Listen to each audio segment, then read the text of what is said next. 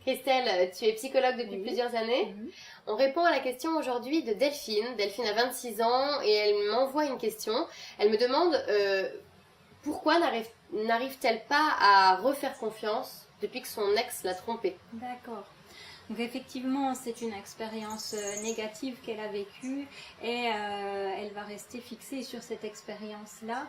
Donc ce qu'il faut lui dire, c'est qu'il y a besoin de temps pour de nouveau faire confiance à quelqu'un d'autre, mais aussi se faire confiance à soi.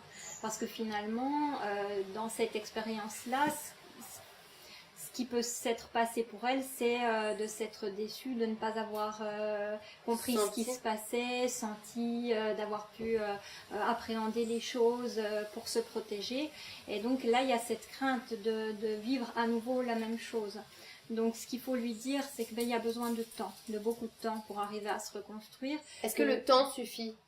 Alors le temps suffit, mais en même temps il faut aussi voir ce qu'une autre personne peut faire comme effort, comme compréhension, parce que dire les choses aussi ça peut être bien que l'autre sache qu'il y a ce risque-là, qu'il y a cette peur qui est présente. Tu veux dire si elle rencontre une nouvelle personne, qu'elle sent qu'elle s'attache, mais qu'elle n'arrive pas à faire confiance, en parler, oui, expliquer qu'elle a subi une trahison et que du coup elle a du mal à faire confiance. Oui.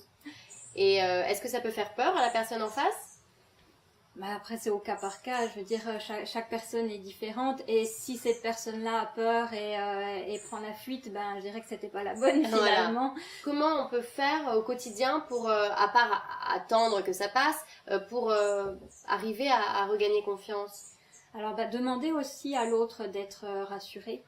Faire en sorte soit de prendre conscience que cette peur existe, de mettre des mots sur cette appréhension, de poser des questions plutôt que d'imaginer des choses irréelles. C'est très important de recréer des expériences positives, de voir que l'autre est capable de nous rassurer, de nous montrer qu'on peut avoir confiance et puis aussi d'accepter qu'on peut vivre des expériences négatives et qu'elles nous servent à quelque chose.